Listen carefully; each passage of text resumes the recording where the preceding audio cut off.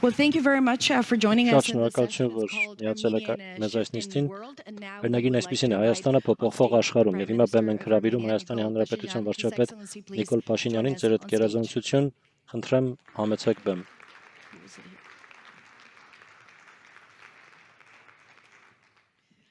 Շատ շնորհակալություն, ձեր գերազանցություն, ուրախ եմ ձեզ տեսնել։ Well, thank you Շատ very much for շնորհակալություն first նախ coming to Պրահա Prague, and I գալու heard համար։ this is the first time Առաջին you անգամ եք participate մասնակցում in the GlobSec Globsec conference, the խորհրդաժողովին, 20th որքան իմացաք, anniversary. 20-րդ Հոբելյանական The կոնֆերանսն է։ session, as you know, is Նիստը called Armenia ինչպես in գիտեք, a կոչվում է Shifting այսպես. World. Հայաստանը փոփոխվող The աշխարհում world is changing very աշխարհը շատ fast. արագ է Before we get փոխվում։ into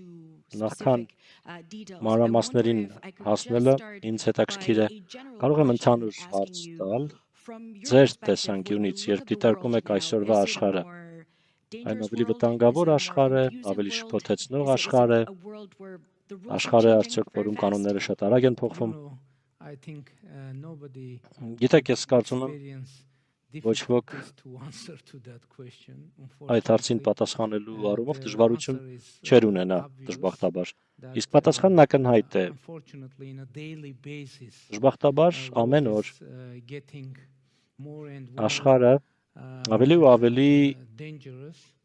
վտանգավոր է դառնում։ Մյուս կողմից, սակայն, քաղաքական գործիչների խնդիրն է փոխել իրավիճակը, անել ինչ-որ բան, որպեսզի իրավիճակը փոխվի։ Ուստի հիմա մեր կառավարությունը կենտրոնացել է խաղաղության օրակարգի ուղղությամբ, մեր տարածաշրջանի խաղաղության, քանի որ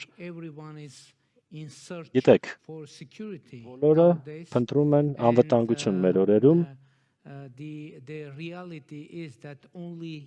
Իրականությունը այն է, որ միայն խաղաղությունը կարող է ապահովել անվտանգություն։ Ահա թե ինչու մենք աշխատում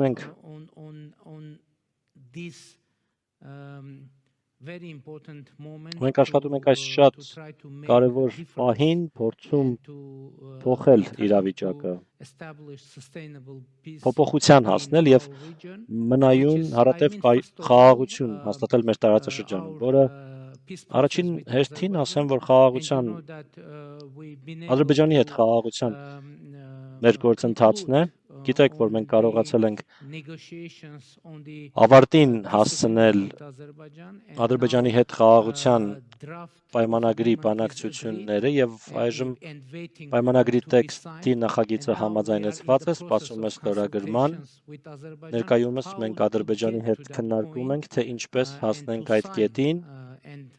եւ ստորագրենք, հետո նաեւ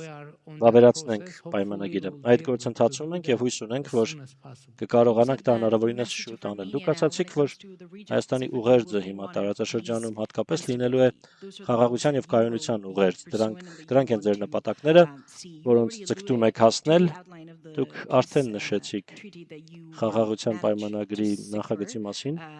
որը կարողացել եք ապահովել, դա մարտին էր, իհարկե ժամանակն արագ է անցնում։ Ձեր կարծիքով, սակայն դուք վստահ եք արդյոք, որ ընթացքը ճիշտ ուղղությամբ է։ Ի վերջո նպատակը կատարման հասնելն է։ Գիտեք, հենց այն փաստը, որ մենք համաձայնեցրել ենք կոնկրետ նախագիծ, տեքստի նախագիծ, դա նշանակում է, որ դա կոնկրետ ձեռքբերում է։ Իհարկե անհրաժեշտ է դա նաև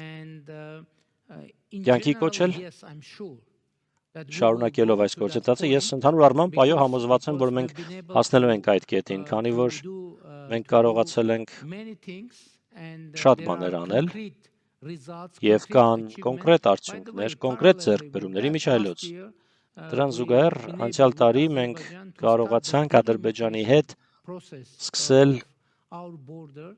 մեր սահմանի սահմանազատման գործընթացը եւ ներկայումս սահմանի մոտ 12 կիլոմետրը սահմանազատված է, արդեն մեկ կարևոր նրբություն այստեղ կա։ Շատ շատերը շատ հորատես էին այդ հարցում։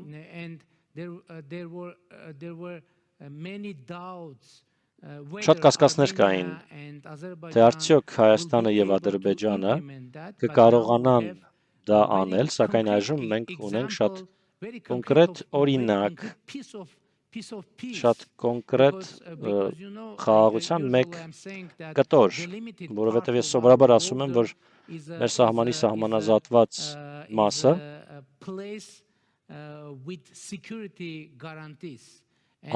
անվտանգության երաշխիքներով տարածք է, և դա իրականություն է։ Ես կարգախոս եմ որդեգրել,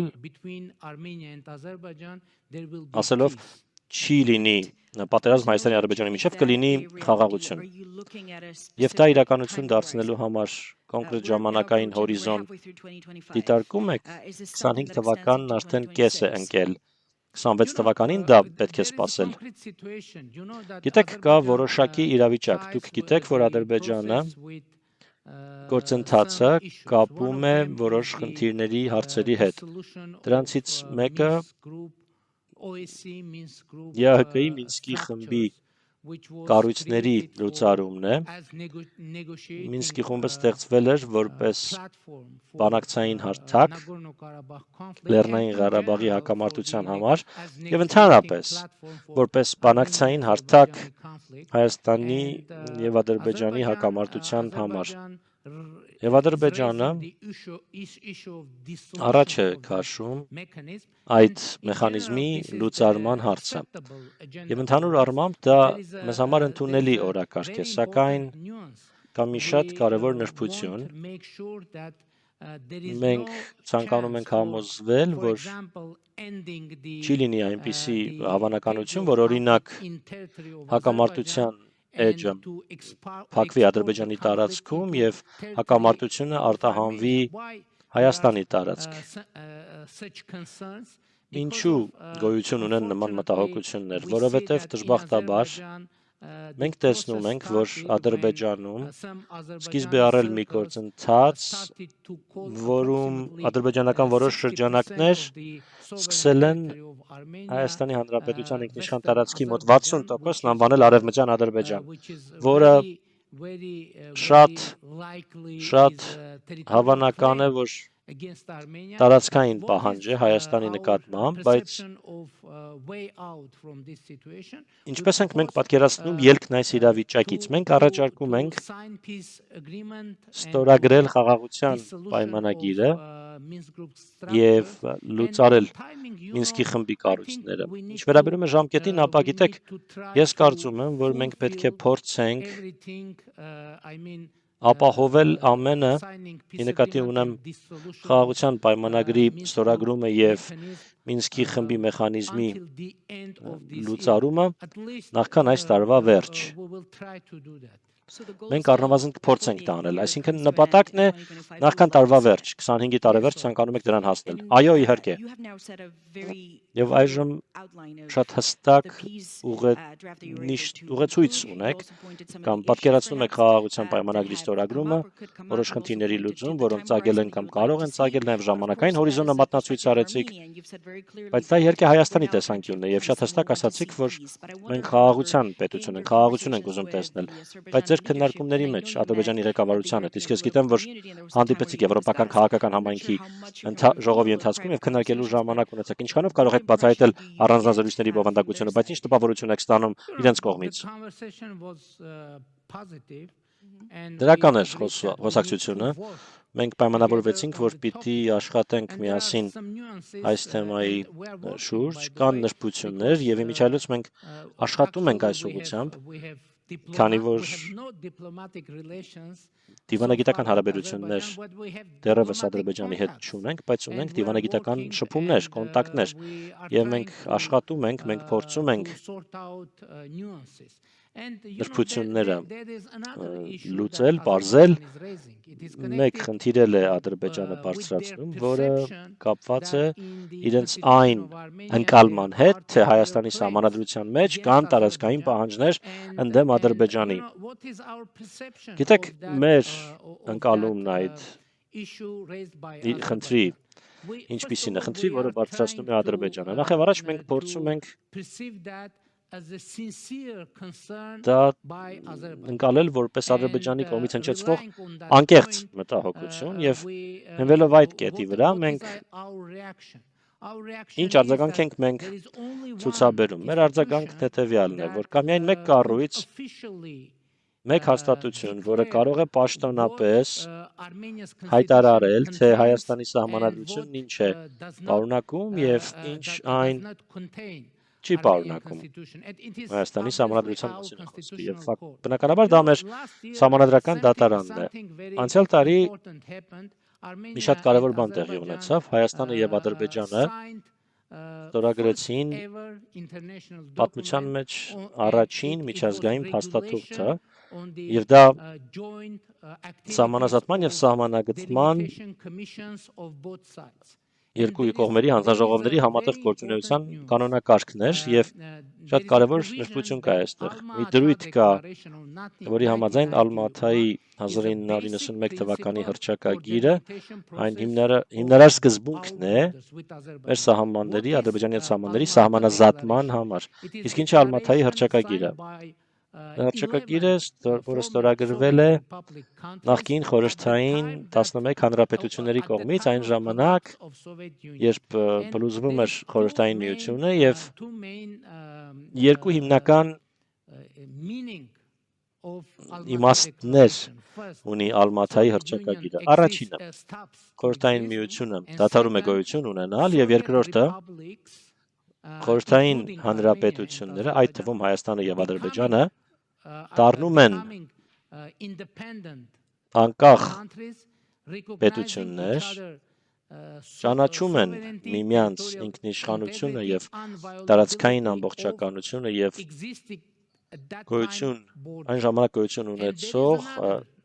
սահմանների անխախտելիությունը։ Մեկ նշբություն էլ կա, որովհետեւ գիտեք, որ տևական է եղել հակամարտությունը։ Դրանից հետո 2022-ի հոկտեմբերի 6-ին Պրահայում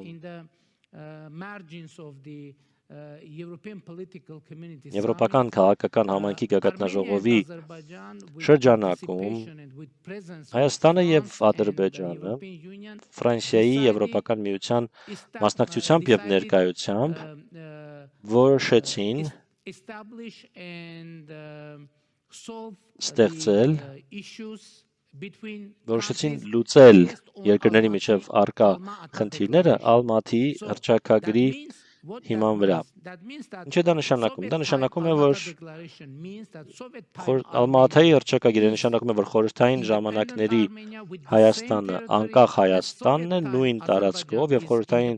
ժամանակների Ադրբեջանն անկախ Ադրբեջանն է նույն տարածքով։ Ուստի դրանից հետո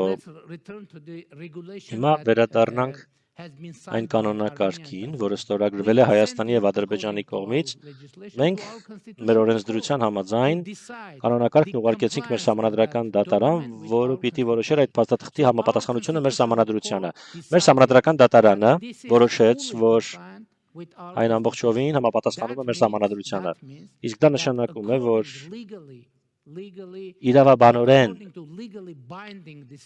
իրավաբանորեն պարտադիր որոշման համաձայն, մեր սահմանադրական դատարանի որոշման համաձայն,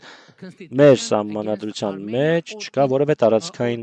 պահանջ Ադրբեջանի նկատմամբ կամ որևէ այլ պետության կամ հարևանի նկատմամբ, բայց կա եւս մեկ շատ կարևոր լուր, ինչպես արդեն ասացի, մենք համաձայնեցրել ենք խաղաղության պայմանագրի տեքստի նախագիծը Հայաստանի եւ Ադրբեջանի միջև եւ այնտեղ արդեն իսկ նույն Ալմաթայի հռչակագիրը համաձայնեցված տեքստում նշված է որպես խաղաղության եւ միջպետական հարաբերությունների հաստատման հիմքը, Հայաստանի եւ Ադրբեջանի միջև հարաբերությունների հաստատման հիմքը։ Երկրորդ իրավադրույթ էլ կա, որի համաձայն Հայաստանը եւ Ադրբեջանը ճանաչում են միմյանց տարածքային ամբողջականությունը, ինքնիշխանությունը եւ սահմանների անխախտելիությունը, հենվելով այն փաստի վրա, որ խորհրդային ժամանակների վարչական սահմանները դարձել են պետական սահմաններ։ Եվ եւս մեկ շատ կարևոր դրույթ կա, որի համաձայն կողմերը, այսինքն Հայաստանը եւ Ադրբեջանը չունեն որևէ տարածքային պահանջ միմյանց նկատմամբ եւ պարտավորվում են այդպիսի պահանջներ չներկայացնել ապագայում։ Եվս մեկ շատ կարևոր դրույթ կա, որի համաձայն կողմերից որևէ մեկը իրավունք չունի իր ներքին օրենսդրությունը վկայակոչել որպես հիմնավորում չկատարելու համար խաղաղության սույն պայմանագիրը։ Ուստի ինչ է իմ ասելիքը։ Երբ մենք ստորագրենք այդ պայմանագիրը Ադրբեջանի հետ, կառավարությունը պարտավոր է այն ուղարկել Հայաստանի սահմանադրական դատարան։ Մենք երկու տարբերակ ունենք։ Սահմանադրական դատարանը կարող է որոշել, օրինակ, որ այն չի համապատասխանում մեր սահմանադրությանը։ Ուստի նույնիսկ չնայած որ մեր փորձագետներն ասում են, որ դա հավանական չէ, քանի որ մեր սահմանադրական դատարանն արդեն իսկ Ալմաթայի հռչակագրի մասին որոշում կայացրել է, բայց դատարանը մնում է դատարան, եթե դատարանը որոշի, որ այն չի համապատասխանում մեր սահմանադրությանը, այդ պարագայում մենք ստիպված կանգնենք ընտրության առաջ։ Ես արդեն հրապարակավ ասել եմ, որ եթե մեր սահմանադրական դատարանը որոշի, որ այն չի համապատասխանում մեր սահմանադրությանը, անձամբ ես կնախաձեռնեմ սահմանադրական բարեփոխումներ։ Այնպիսի բարեփոխումներ, որոնք մեզ հնարավորություն կընձեռեն առաջ շարժվել, սակայն եթե մեր սահմանադրական դատարանը որոշի, որ այն լիովին համապատասխանում է մեր սահմանադրությանը, մենք կարող ենք այն ուղարկել խորհրդարան եւ վավերացնել այն։ Եվ վերջին մեկ բան, վավերացման դեպքում, այդ պայմանագրի մեր խորհրդարանում վավերացման դեպքում մենք մեր սահմանադրության մեջ ունենք դրույթ, որի համաձայն վավերացված միջազգային փաստաթղթերը ավելի բարձր իրավական ուժ ունեն, քան ներպետական օրենսդրությունը։ Ուստի ես ի նկատի ունեմ, որ եթե Ադրբեջանի մտահոգություններն անկեղծ են, այդ մտահոգությունները հարատելու անմիջական երաշխավորված ճանապարհը խաղաղության պայմանագիրը ստորագրելն է։ Եվ վերջին մեկ բան կներեք, Հայաստանը նույնպես ունի որոշակի մտահոգություններ կապված Ադրբեջանի սահմանադրության հետ եւ այլն, բայց մենք այդ հարցը չենք բարձրացնում։ Ինչու՞։ Որովհետեւ մենք տեսնում ենք, որ արդեն համաձայնեցված խաղաղության պայմանագրի տեքստի նախագծում այդ հարցը մեր պարագայում եւս լուծված է, որոշված է, ուստի մենք պետք է գնանք եւ ստորագրենք այդ պայմանագիրը, որպեսզի լուծվեն բոլոր այդ խնդիրները։ Եվ պարոն վարչապետ, երկու շատ մանրամասնորեն բացատրեցիք։ Հուսամ, որ պարզ էր, որովհետեւ միգուցե չափազանց խրթին է, բայց դա նաեւ վկայում է այն մասին, որ կան բարդություններ, բարդ հանգամանքներ, նրբություններ։ Դուք ասացիք, որ կան նրբություններ սահմանադրության հետ կապված Ադրբեջանի, որոնք առաջ չեք քաշում, իրենք հնարավոր է ունեն նրբություններ կապված ձեր սահմանադրության հետ, եւ դուք բացատրեցիք, թե ինչպես տեղի կունենա այդ գործընթացը։ Ես ինչու եմ սակայն ժամկետը կարևորում։ Մի շարք վերլուծաբաններ առաջ են քաշել այն մոտեցումը, թե վատթարագույն սցենարը, որը կարող է իրականություն դառնալ, ուստի կարևոր է թափը պահպանել, եթե ձգձգվի եւ ստորագրումը տեղի չունենա, դա դժբախտաբար նախկինում անցյալում եղել է, այլ տարածաշրջաններում եւս դա կարող է բերել նոր լարվածության, հրադադարի խախտման եւ արդյունքում չհասնեք նրան, ինչին ասացիք ուզում եք հասնել, այն է տևական խաղաղության։ Մտավախություն ունեք, որ դա կարող է իրականություն դառնալ, եթե ընթացք չլինի։ Ես արդեն ասացի, որ չի լինի պատերազմ, չի լինի լարվածություն Հայաստանի եւ Ադրբեջանի միջեւ, լինելու է խաղաղություն։ Տեսեք, մենք կենտրոնացած ենք, մենք փորձելու ենք այն հունիսին ստորագրել։ Եթե դա չստացվի, մենք կփորձենք դա անել հուլիսին։ Մենք շարունակաբար այդ ուղղությամբ կաշխատենք եւ ի վերջո կստորագրենք խաղաղության պայմանագիրը եւ հաստատենք խաղաղություն, որովհետեւ խաղաղության պայմանագիրը, որը նշեցի, փոխադարձ ձեռքբերում է Հայաստանի եւ Ադրբեջանի դիվանագետների։ Իմիջայլոց մենք արդեն իսկ ստորագրել ենք միջազգային առաջին փաստաթուղթը, իմիջայլոց վերջերս գիտեք ինչ տեղի ունեցավ։ Ադրբեջանը սատարեց Հայաստանի թեկնածությանը, որպեսզի Հայաստանը հյուրընկալի EPC Եվրոպական քաղաքական համայնքի մյուս Գագաթնաժողովը եվրոպական քաղաքական համայնքի ձևաչափը։ Ոմանք ասում են, որ շատ դրանով կապվում է Եվրամիության հետ եւ շատ օգտակար է այդ ձևաչափը։ Այո, դա կարևոր է։ Հայաստանը սատարեց Ադրբեջանի տեխնացությանը, որ վերջինս հյուրընկալի նույն գագաթնաժողովը 2028 թվականին։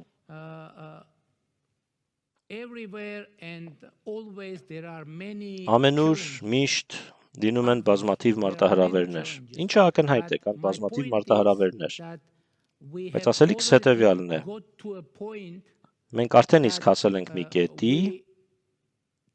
որում մենք կարող ենք վստահ լինել, որ պատերազմ չի լինի Հայաստանի եւ Ադրբեջանի միջեւ, կլինի խաղաղություն։ Դուք շատ պարզ ասացիք դա։ Եվս մեկ շատ հետաքրքիր հանգամանք կա, որը ցանկանում էի ցուցադրել, միգուցե ցուցադրենք կադրերի մեջ միջին միջանցքի գաղափարը, որը շատ լայն ենթակառուցվածք է, որը կարող է հարավ-արևելյան Ասիան կապել ընդհուպ մինչև Եվրոպայի հետ։ Էկրանին միգուցե նկարները ցուցադրենք, որը շատ հետաքրքիր եք համարում դուք, իհարկե գաղտնիք չէ, որ տարածաշրջանում հաղորդակցությունը բարդ է, որոշ առումներով անգամ գոյություն ունի որոշ տեղերում, որը վարչապետ ինչու է սա ձեզ հետաքրքիր։ Եվ Գլոբսեքի համատեքստում ինչու է կարևոր, որ եվրոպական լսարանը դրա մասին իմանա։ Երբ մենք խոսում ենք տևական եւ մնայուն խաղաղության մասին, շատ կարևոր է որոշակի միջավայր ձևավորել, այսպես ասեմ, փոխկախվածությունների, փոխադարձ կախվածությունների, որի համար լավագույն գործիքը ենթակառուցվածքն է, ենթակառուցվածքներն են, տնտեսությունն է, տարանցիկ ուղիներն են, տարանցման ուղիներն են եւ այլն եւ այլն։ Հայաստանի կառավարությունը այսպիսի նախագիծ է մշակել, որը կոչվում է խաղաղության խաչմերուկ։ Գիտեք, որ մինչ օրս մեր 4 սահմաններից 2-ն ամբողջովին փակված են։ Ի նկատի ունեմ Թուրքիայի հետ մեր սահմանը եւ Ադրբեջանի հետ մեր սահմանը։ Եվ այս առաջարկը, որը վերաբերում է այս առաջարկը վերաբերում է բոլոր կապակցվածության, բոլոր կապուղիների բացմանը Հայաստանի, Ադրբեջանի եւ Թուրքիայի միջեւ, այդ թվում նաեւ Ադրբեջանից դեպի Ադրբեջան Հայաստանի տարածքով եւ Հայաստանից դեպի Հայաստան Ադրբեջանի տարածքով։ Դա կդառնար հերթական շատ կարևոր գործոնը տարածաշրջանի խաղաղության եւ անվտանգության համար, եւ մենք քննարկում ենք եւ մենք ավելի լիարժեքորեն դեռ քննարկելու ենք այս նախագիծը մեր հարևանների հետ։ Դուք նիստը շուտով կավարտվի, բայց այս հարցը պետք է տամ, քանի որ դուք էլ նշեցիք։ Դուք ասացիք, որ մենք տնտեսապես շահավետ չի լինի, այլ կլինի նաեւ հարաբերությունները կայունացնող գործոն։ Թուրքիան նշեցիք։ Թուրքիայի հետ ակտիվորեն փորձում եք հարաբերությունների նորմալացման օրակարգ իրագործել եւ ինչ արձագանք կա Թուրքիայի կառավարությունից, որը շատ կարևոր դերակատար է տարածաշրջանում։ Վերջին տարիներին մենք կարողացել ենք